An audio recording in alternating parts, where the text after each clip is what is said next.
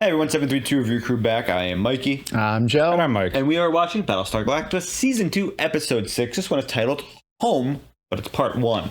Now, Correct. last episode, a lot of things were revealed to us in terms of the Cylon's plans, it seems like. We don't know their full extent yet, but we do know they're attempting to breed and make babies. Now... There's too many chosen ones. Too many chosen ones. Yes, indeed. Now, the big thing going on right now also is... Rosalind has split the fleet. A third of it has left, and 2/3 have stayed with Adama, who is now back in command. And it's very interesting to see how this is going to go, because as they jump to Cobalt, they are completely undefended from any Cylon raids. I think they're going after them. I don't think they're going to just leave them to their own devices. Yeah, they can't. I don't think Adama's going to let it go. We got to see what happens. He might do it. He might play hardball. And there's only one way for us to find out, and that's to just keep watching. So thank you for joining us. We do appreciate all your support on Battlestar Galactica, and we do hope you enjoy. And we are starting in 3, 2, 1. Check out the Discord.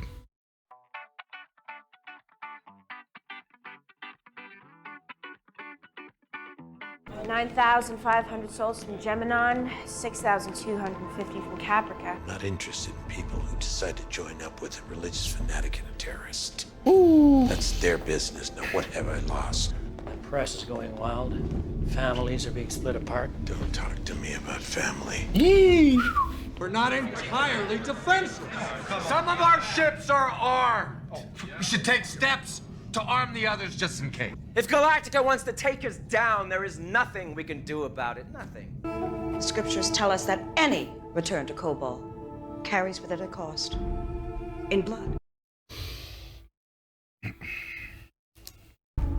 But it is our His friends are always so greasy looking. And they always have a black leather vest. I'm not going to waver Jack. from it now. Tom, that thing is moving fast. If we're gonna shoot it down, we better shoot it down. Shoot what down?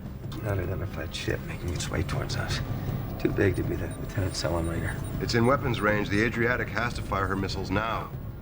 Civilian vessels, this is Starbuck. Do you read? They want him to shoot fucking Starbuck. Well, how would they know? You'll never believe who I found. Well, it seems like she's going on to the ship alone, so she might be leaving that out for the moment. Oh, God. Good to see you too, Captain. Remind me to send you to the brig later.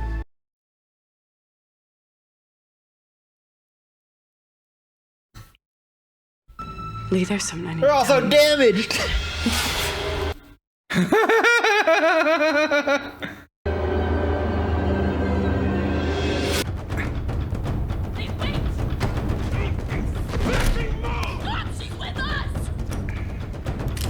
Drop your weapons. Pull the trigger. Oh, God. No, don't pull the trigger. We know it's good. Dude, so much has happened in that 15 seconds. That's the exact response we Season expected. 2 openings have been so much better than Season 1. Everything's, the plot's moving now, so you know. Thank God. Thought you were dead, Hilo. You a Cylon too? Don't even. All right, here's what we're going to do. You're going to lower your weapons. Am I being perfectly clear? What about Sharon? She will be taken to a holding cell where she will remain unharmed. I mean, that's probably the best case scenario right Yeah. now. Now put that thing out the airlock. What? We don't keep Cylons around here, Lieutenant. Fuck! You said you were gonna hurt her! Yo, she's cold-blooded, dude. She's pregnant. Things for 2 rounds into my father's chest! It wasn't me! Adama was shot? Yes. By her. I know how to find the tomb of Athena! Do you? Cobalt's a big planet! Find the tomb, you don't find her! How does she know all that? They know they're playing Yeah, the database. the Cylon on Galactica. I also appreciated that Starbucks stuck to her guns and didn't say shit. Got her Tell them to wait a dad. minute. Tell him to wait a minute. It's great to see you again, Kara. Thanks for bringing in the trash. He's just cracking walnuts. Perry. Just thinking that we need a new CAG to step up. Absolutely, sir. Who's it going to be? Congratulations, Captain. He's now the third highest rank. to say that I was a tremendous supporter of your son. Captain Adama. He was a great leader, sir. Oh. Give me that back. I love everyone on this ship as much as I love Yeah, say it. my son. You're telling me that kid is leadership material? We have very few choices. He's the best. You gonna eat any of those, buddy? I was thinking about that. Man needs a stress ball. Look how like 3% of the people alive in the press. Because the press was on the one ship, yeah. We share the grief of friends lost. And the resources we've sacrificed will present new challenges for all of us. We will rise to the occasion as we have before. No, so say we all wait. Do you intend to put the fleet back together? First of all, Lord Rosalind is no longer president. Next question. Commander, you haven't answered my question yet. We have lost no one that cannot be replaced by someone loyal, who's chosen to remain with us. This is the fleet. Is there any truth to the rumor that there is no Earth, it doesn't exist, and you just made it up? Freedom of the press is not a license to slander. Broadcasting that kind of garbage is the quickest way to find yourself in a holding cell. It was a bad look. Remind me not to do that again. It looked easy enough when Rosalind did it. I feel like we took a break from Baltar. Dude, that had such Fallout vibes in that shot. It feels like a vault, right? You're beginning to see human beings as we see them. What I am beginning to see are silent faces. Everywhere I look. Why are you talking to me like I'm not one of them? In some ways you never were. You have a path. You will be spared their fate. For once, guys, you can stop manipulating the world and let destiny take its course. I am here because I chose to come here. And I know you don't believe me. What I need to know and what might keep you alive is exactly how to find the tomb of Athena. We all know about the tomb. I can show you the path. Why do they all know? Scrolls of Pythia do speak of a lower demon who helped the people in a time of crisis. A lower demon. She thinks she's in love. Even if it's software instead of an emotion, it's real to her. Hi, honey. How was your day? I knew they'd be suspicious, but We can kiss through the bars. They're human. Captain Apollo has already warned us that Cylon encounter in the region is probable. has Captain Apollo managed to tell us anything we don't already know?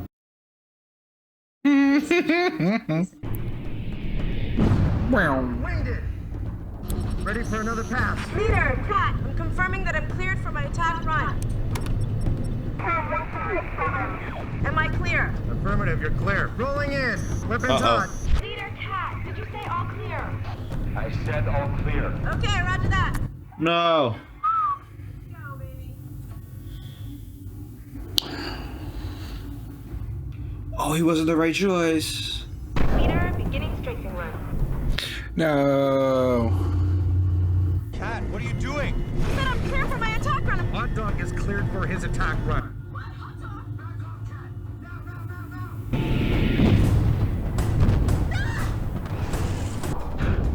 Ah! Woo! Woo, come on, cat! Come on!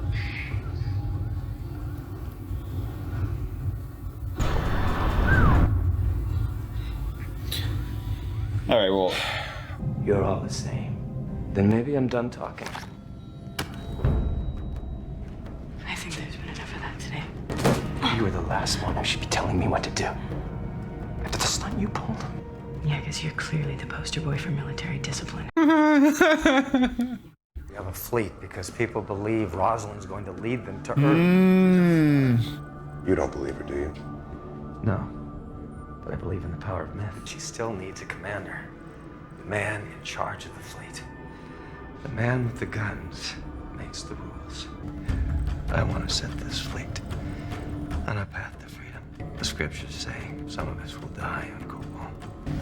One man in particular. Knew he was greasy. He's the lesser demon. It's not the Cylon. Huh. Or is Tom Zarek the lesser demon? That's what I'm saying. Oh. Birch is coordinating the ship for refueling, but he's making a mess out of what should be the simplest op in the book. I was wondering when we finally get a little R&R around here. Bopped her in the head. Boy. Let me teach you that took. What, I can't hold it? Can I have my ball back? He took her ball. Yeah, you should really ask her about like what happened. It's like a tiny soccer ball.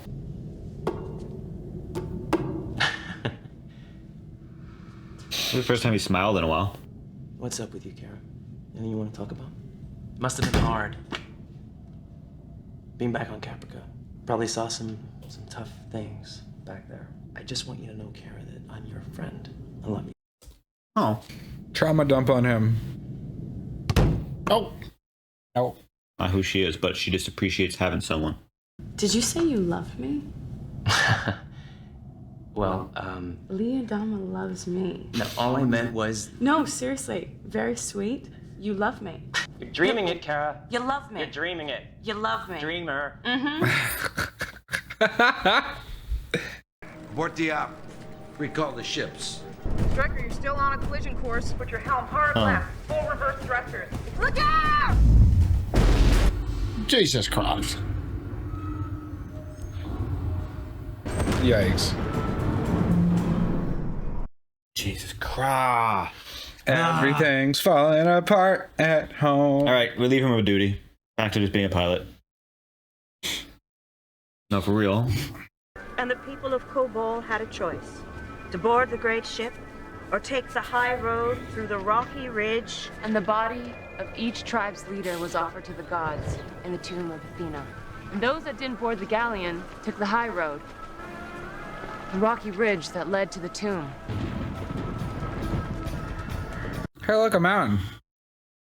They could have just flown over there.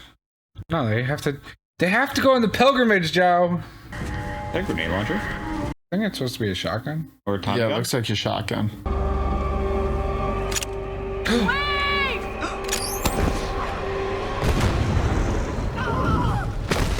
Oh my god. Oh my god. Oh, it was an ambush. The Cylons were there. Brother. Where are you going, Sharon?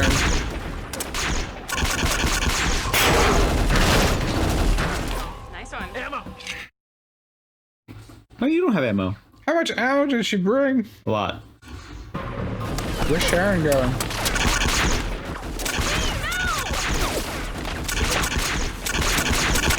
That's so badass. Is she even aiming? No. That's even badasser.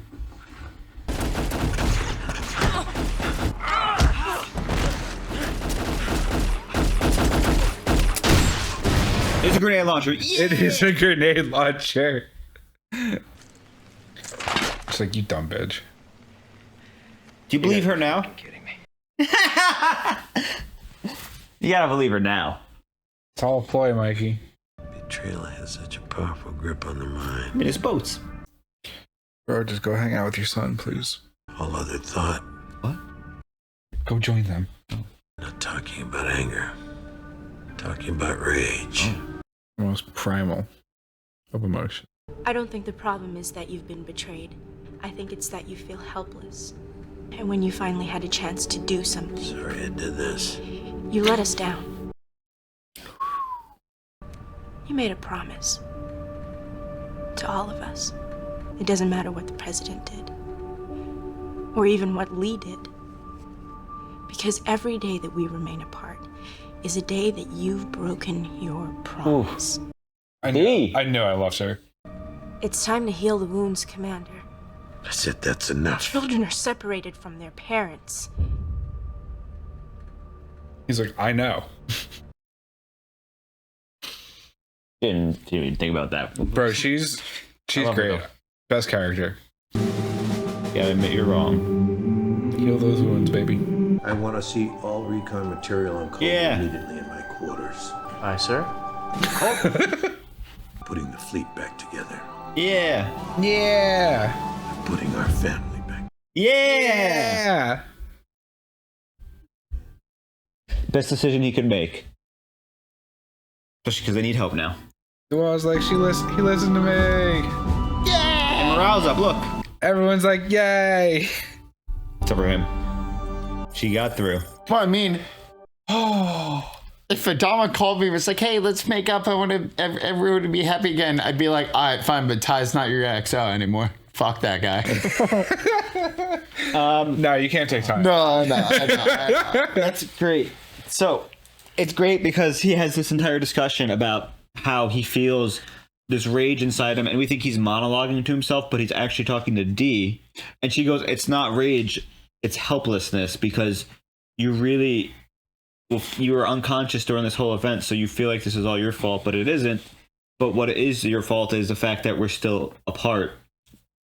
You let us down. And they're going to Earth, and you said we're going to Earth, and since you're not with them, you're a big old fat liar. Yeah, exactly. It's like, so it's either you know the way to Earth, and this is the way to Earth, or Earth doesn't exist, and you're making it up. Is the type of thing. It actually kind of gave like a daughter to a father kind of. Well, they're family. Dad, I was kind of getting the vibe because she gave the energy of like, Dad, like, I love you, and I know you're trying to do the right thing, but like, you gotta stop. Can you please make up with Mom so we can go to Disney? Can you stop? Yes. It's like, oh, I go to Disney World. No, that is so spot on. That's great. Thank you for perfecting what I was trying to say there. So it's interesting. So this episode we find out there's 18,000 people with Rosalind. We have 9,500 from Geminon, which makes sense because that's the religious place. And then we have 6,200. Mikey, like Adama, I don't care. No, I don't understand why you're because it makes it that we mentioned this. We talked about this. You're like, why are the people following her? It's the religious people who are using this as a way to cope with the trauma and make sense of the world. So what that means is that the ones following her are devoutly in her camp. Therefore, Tom Zedek's conversation with Mr. Meyer makes sense. I hate what they've done to him. We cannot kill the president or Rosalind because basically we have all these religious followers now, and she is the spiritual leader of the people. So unfortunately, his plan to kill her is out of the window, and now his plan is to kind of be manipulative with her and become second in command with the guns, so that way he can control the army. So he just wants power. He does. Yeah, they kind of like oversimplified the fuck out of him. And it's not that he wants to be, he just wants more power. Sure, like his secret motivation might have been to have more power, but his what we knew him and everyone knew him as was like liberty or death. Yeah, it was all we're bullshit. pushing for liberty. It was all bullshit. Now they're just like, we got to put you in charge of the fleet. And he's like, yeah. And then it's like, all right, secret plan time. Like, we know he's been trying to get power, but it's come off as like he actually is power with good intentions. He's a revolutionary. Yeah. And in reality, he's just a power-hungry dick who's just using it as like a cover for his power grabs, which really fucking ruins the character for me. Like, if that was the intention from day one, all right, fine. And like, great job of fucking lying to us. But like, I don't like that. Well, they doubled down on your favorite character this episode. Dee. Yeah, Dee had a great moment. Dee had great moments this entire season so far because she has been the one that, she did the conversation, scrambled the logs. She's just a quiet voice of reason. She got them out. She told Lee that then people will support him. And she also was the person who talked to the president, the commander, and was like, hey, you gotta cut the shit and reunite the family because otherwise this is going to keep being worse and worse. And that was just because this entire episode building up was the fact that without, first off, the president, he can't talk to the press because he doesn't know how to talk to the press without being direct. And he also, nobody can take the spot of Lee because Starbuck is also missing. Well, that's also something that they throw at this, and they've been doing throughout this show, is that like no one can replace each other. They all need each other. Because even like when Rosalind tapped her like policy manager to like run, she's like, yeah, no, you're doing a terrible job. And like they tried replacing Apollo, terrible job. Like they need everybody who is in this group needs to be in this group in the role they're in. Otherwise, it does not work. Yeah. And unfortunately for Lieutenant Birch, who seemed pretty excited about the situation, he is not the right fit because he is too green. And unfortunately, they don't have enough time because everything is so desperate right now that any wasted time is potentially life's lost. And in a situation without combat, he's messing up the most easiest tasks and training he's messing up. he's just, he is not the right fit for the job. So that's why I think Adama finally also realizes he needs to do it, because he's like, my squadron won't function and my fleet won't function without the rest of us. Sure, yeah. That's what I think. Yes, he's thinking that, but he's also realizing, like, even though he doesn't admit it in that moment, subconsciously he's like, man, I just wish my son was here, because he's like, he's no Apollo, and Ty's like, he sure isn't. Yeah, and I mean, Adama also throughout the episode mentions his, like, the family and the love and everything. We make a joke that, like, Rosalind's the mother and Adama's the father of, like, the happy family, but, like, it really is, like, they kind of put themselves in that role. Like, Adama is the father of the fleet, and, like, Rosalind is the mother of the fleet. She's like, we have to care and, like, help our children, and Adama's like, they need to learn how to be loyal and good to the family, and he's like, okay, we can make up. Yeah, I didn't realize the guy who directs Fast and Furious also directed this episode. Did he? Family. Family. God. Family. God damn it, you got One thing I wanted to note is that during his speech that he gave Adama to the press, he did not have a "So say we all" moment, which is his iconic, how he ends discussions when he's talking to the general public.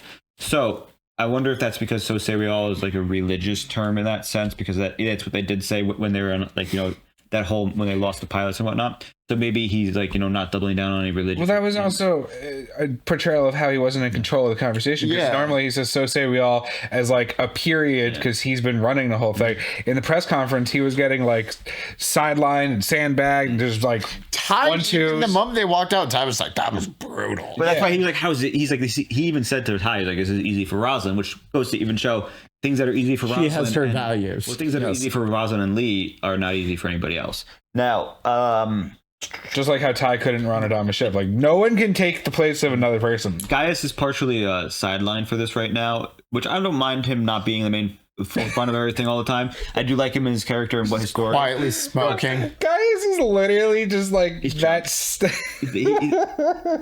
the crazy but smart dude that, like, they keep in the dungeon and they're like, hey, we need you, and he's like, okay, I'll help, and then it's like, all right, get back in your dungeon, we don't care. I wonder what's going on though, because they said he has a path, and what that, I mean, they've said other people have had paths. For example, it appears that Rosalind has a path, but directly both Starbuck and Gaius have been told by Cylons that they have paths, that they have to follow a purpose.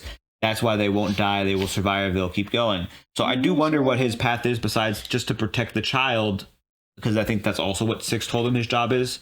Maybe it's to get people to appreciate or approve of Cylons, or just because, You're right. Gaius is pregnant. I want to touch on your overall theory. I think is only becoming more and more possible. What? To be honest, that the Cylons want, but they want Earth specifically for their new breed of human Cylons. Because that's really, because I'm sorry, I just don't believe Sharon.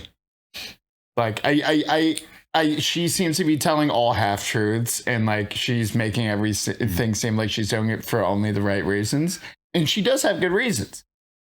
But it also coincides with what I think is her overall mission of life. You know what I mean? Like, I'm sure she does love Hilo. Like, I'm not questioning. Yeah. And that, like they said, even if it's not thoughts and real, that's what she believes. Exactly. Yes, it's true to her.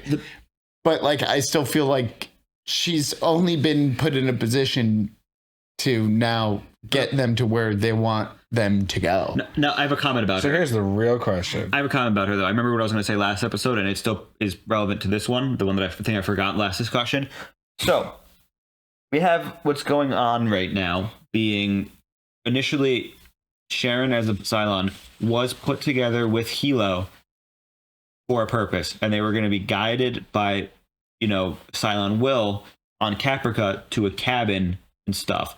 Now, I think what was going to happen was they were trying to, obviously, honeypot in a state. They wanted Hilo to fall in love with Sharon, because as they said in this last episode, love was the thing that was missing from being able to create a baby. So their experiment may have been trying to, they had the farms and stuff, but they were also going to try to actually forge a baby via love.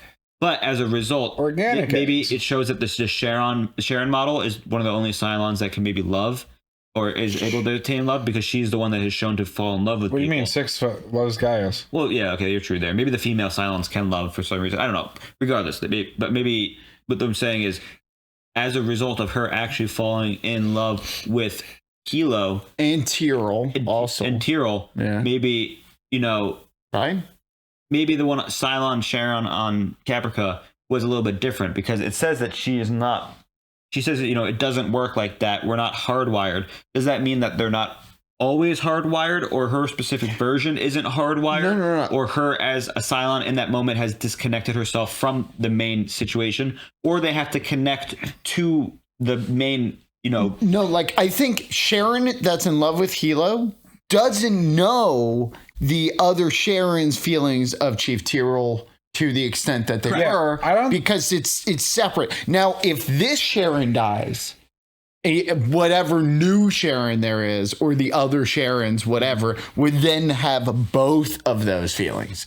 But like when this Sharon, if and when she meets Chief Tyrell, she should, if it's true that she has no connection or uplink, she should have no feelings for him. Yeah, I feel like they don't have Wi-Fi. If she does have feelings for him, then you can assume that yes, they have Wi-Fi. But then, I don't think they have. But if she doesn't have, I don't think so. If she doesn't have feelings for him, then it also proves that there is, for lack of better words, a Sharon 1, a Sharon 2, a Sharon 3, and every time Sharon 1 dies, Sharon 1 is reborn as Sharon 1, 1.1, and Sharon 2. But that also makes sense because they all have to function independently in their job of infiltration. So they all have to have, you know, because having multiple consciousnesses, you know, would sort of affect what's going on. So Sharon 4 believes that her name is, you know, Sharon, but there might be a Sharon 72 who thinks her name is, you know, Karen. And it's even weirder because there's 72 at the same time. Yeah, and they're it's all not like functioning. it's 71 in the cryo chamber and one running around, because they showed us like there's just a fuck ton of Sharons. And when there's hanging out naked for some reason. So and when there's a billion of them, technically it's not, you know, when there's a billion people